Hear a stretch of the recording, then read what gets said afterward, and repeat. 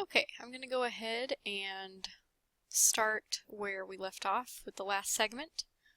The two types of cells, of course, are prokaryotic and eukaryotic.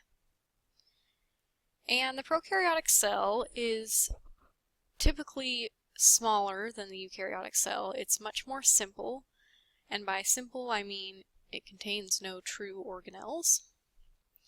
The DNA shown here, which kind of looks like a very long spaghetti noodle, is kind of just in a loose aggregation towards the center of the cell, whereas with this much larger eukaryotic cell here, the nucleus, which has an envelope around it, is going to separate the DNA from the rest of the cell. Typically, prokaryotic cells are only found in bacteria and archaea, which we'll get to in a moment. Those are domains which contain simple organisms that are typically not visible to the naked eye. So the eukaryotic cell, more complex and contains organelles. Organelles, they each have specialized functions. For example, ribosomes make protein and mitochondria produce energy for the cell. And the nucleus, of course, is the largest organelle in most eukaryotic cells. It contains the organism's entire genome within that nuclear envelope. So regardless of whether a cell is prokaryotic or eukaryotic, it uses DNA as the chemical material of genes. So this is the molecular basis for all of our structures and functions. Genes are the units of inheritance that transmit information from parents to offspring. A lot of you have heard of particular scientific studies, I'm sure, that have identified strands of DNA or genes that are responsible for encoding certain physical traits, such as blue eyes, curly hair, etc. So there's going to be a specific region of an organism's DNA that codes for those traits. And the language of DNA contains just 4 letters, representing the nitrogenous bases adenine, guanine, cytosine, and thymine, A, T, C, and G.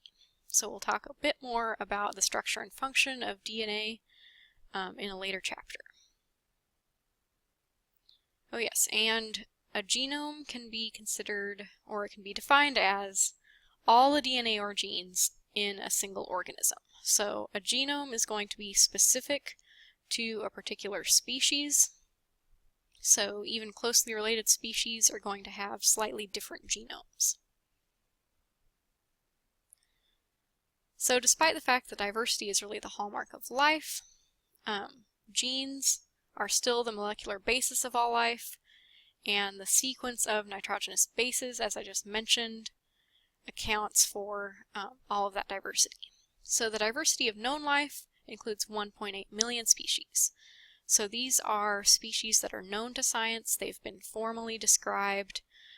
For example, if you are looking into foraging for edible mushrooms or fungi, you can consult a reference book and it will describe various different types of fungus and whether or not it is edible. So this is a shelf fungus. It's quite common around here in Kentucky. This picture was actually taken in Mammoth Cave National Park.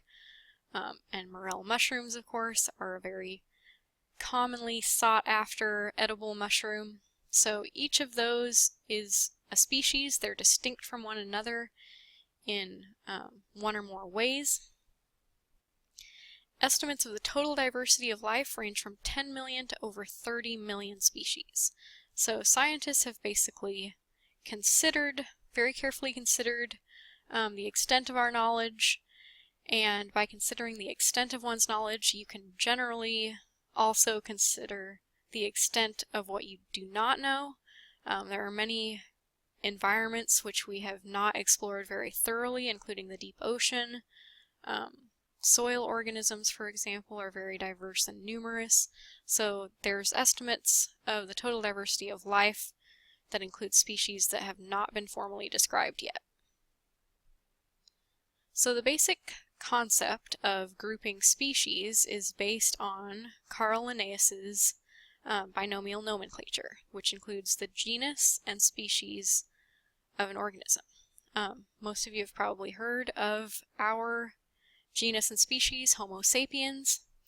Every known species has that Latin name, and it is based on the field of taxonomy. So it's the branch of biology that deals with naming and classifying species, and it basically formalizes the hierarchical ordering of organisms.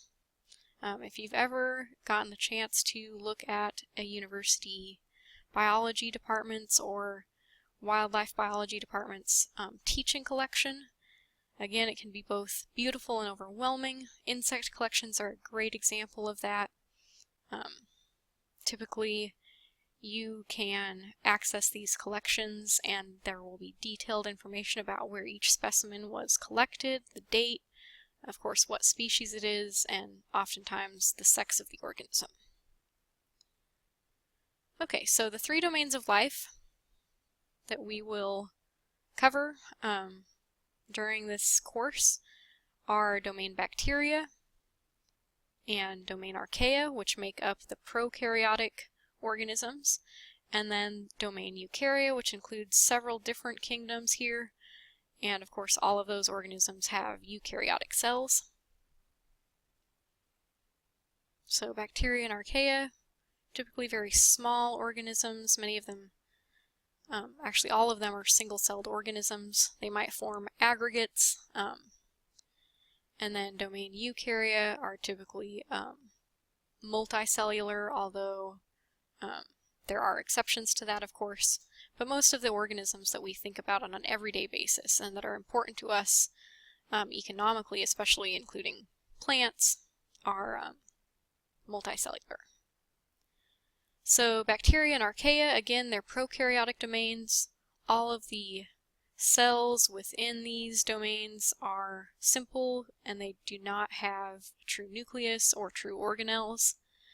Eukarya, on the other hand, is comprised of 4 different kingdoms: Protista, Plantae, Fungi, and Animalia, and all of these organisms have eukaryotic cells. So underlying the diversity of life is a striking unity, especially at the lower levels of structure. So despite the fact that there are 1.8 million known species, they all share the genetic language of DNA. So at a molecular basis, there's not a whole lot that's different. So all living organisms use DNA. And evolution, remember, evolution is really the unifying theme of biology, accounts for this combination of unity and diversity. A famous biologist, Theodosius Dobzhansky, once said that nothing in biology makes sense except in the light of evolution. So if you learn about evolution and understand evolution, then a lot of the phenomena in the natural world will make a lot more sense. An example of this is the universal architecture of eukaryotic cilia. So cilia are extensions of the plasma membrane that typically aid in movement, seen here in paramecium, which is a protist, as well as in the cells from a human's fallopian tube. So 2 very different organisms, one highly complex and one quite simple.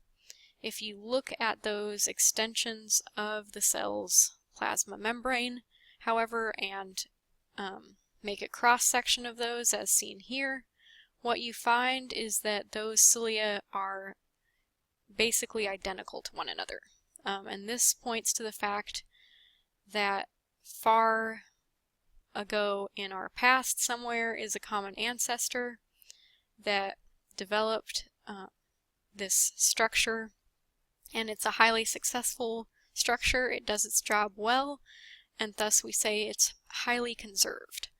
So it's conserved throughout evolutionary time because it's a good design, and various diverse organisms use this same structure. So the history of life is a saga of a restless Earth that is billions of years old, and fossils document this history. So fossils like this, it appears to be part of a very large organism, probably a dinosaur, being carefully discovered within the sediments where it was preserved. Dinosaurs are, of course, the most famous examples of fossils, but there's a lot of fossils that you can even find locally, especially in stream beds.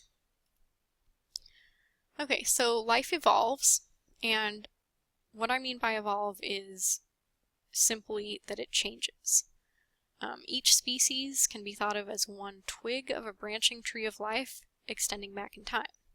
So this is a common chart that you may see when you're dealing with evolutionary concepts. We have millions of years ago on the y-axis here, with 30 million years ago all the way to 5 million years before present. And this chart just shows several different species of modern bear and approximately when they evolved from a common ancestor. So each branching point, so for example here, here, here, here, and here, each branching point just represents a common ancestor.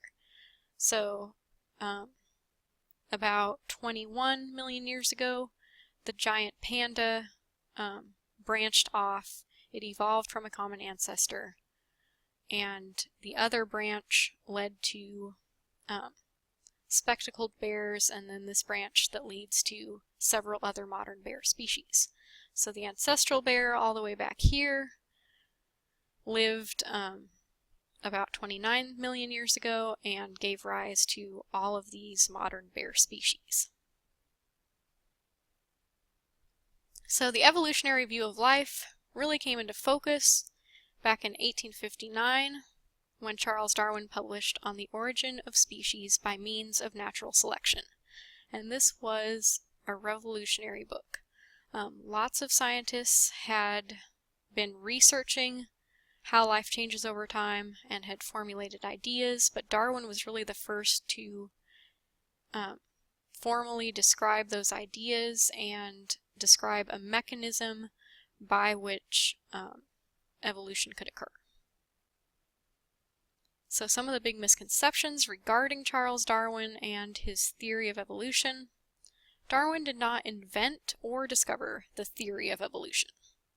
Again, many scientists had already come to the same conclusion, most notably Alfred Russel Wallace.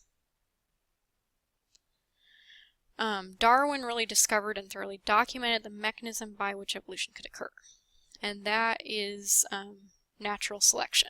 So Darwin's book really developed two main points: descent with modification, which simply means generations change over time, and natural selection. So Darwin was really struck by the diversity of animals on the Galapagos Islands. This is where he gathered a lot of data and observed a lot of different species. And he thought of adaptation to the environment and the origin of new species as closely related processes. So as populations were separated by a geographic barrier, such as a body of water between a mainland and an island, those populations adapted to local environments. So they really started on their own evolutionary course, and they eventually became separate species. So the most famous example of animals that Darwin studied were these finches on the Galapagos Islands. And each species has a beak shape that's adapted to suit their environments. So you have a tremendous variety of finches here, and they're adapted to eat different things. So there's seed eaters, there's cactus flower eaters, there's bud eaters, and there's insect eaters. and their beak shapes are generally going to be reflective of their diet, just